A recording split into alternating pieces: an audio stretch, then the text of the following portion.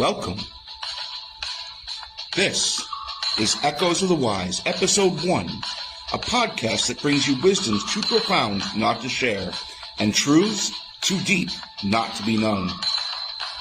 Today's episode is The Power of Letting Go. Welcome. I'm Jason Welch, and I'm glad you're here. Do me a favor, hit that like button, and if you're not already, subscribe to the podcast on my channel, or follow me here so you never miss an episode. Today's episode is about a paradox most of us face more than we realize. The silent, sometimes invisible power of letting go. We often associate strength with holding on to goals, to people, to ideas of how life should unfold. But sometimes real strength is found in release. There's a quote by the 13th century Persian poet Rumi. Try not to resist the changes that come your way. Instead, let life live through you. Letting go isn't surrender. It's not weakness. It's the conscious act of making space. When a tree sheds its leaves, it doesn't see it as a loss. It's preparation. It's trust in the seasons. It's faith that the bare branches are not a sign of ending, but of beginning. We too are creatures of season, but we often resist the natural shedding. Why? We mistake attachment for love.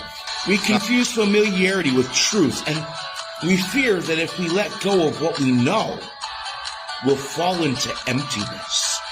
But the deep truth, the one that hurts before it heals, is that sometimes we are already falling.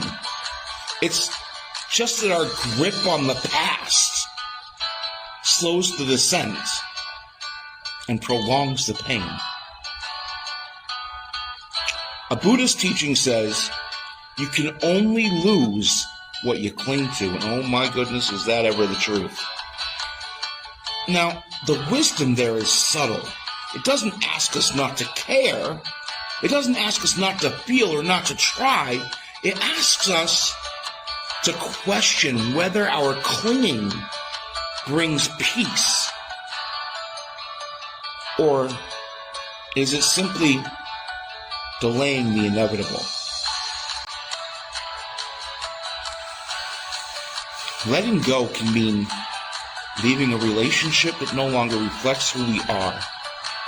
It can mean surrendering a dream that once lit us up, but now dims us slowly. It can mean forgiving someone, not because they deserve it, but because we deserve peace.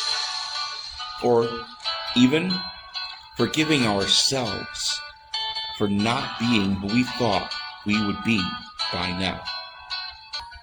I want to share a small parable. Ancient, simple, and still echoing today.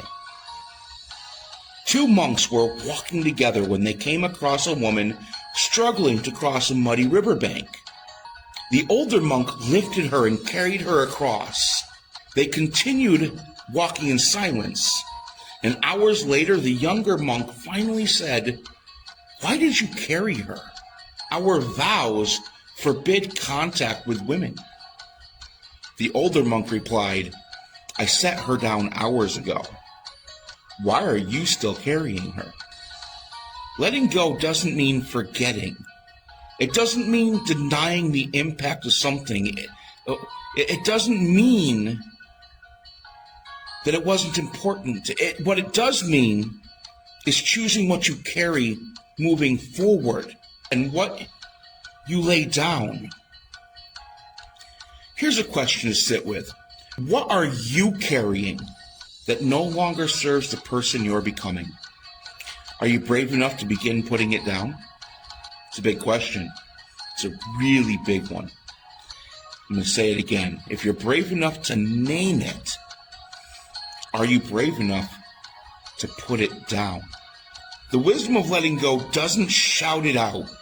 It doesn't demand attention. In fact, it whispers gently, consistently, that life is still happening, that change is not the enemy, that who we are becoming is worth the space we make for them. This is not easy wisdom. It's not tweetable. It's not glamorous. It's not always seen, but it's real. And it's ready when you are. That's all for this episode of Echoes of the Wise. If this spoke to something in you, sit with it. Walk with it. And don't forget to subscribe and follow so you never miss an episode, and maybe share it with someone who might need to hear it. Until next time, may you find the strength to release, the courage to grow, and the peace that waits on the other side.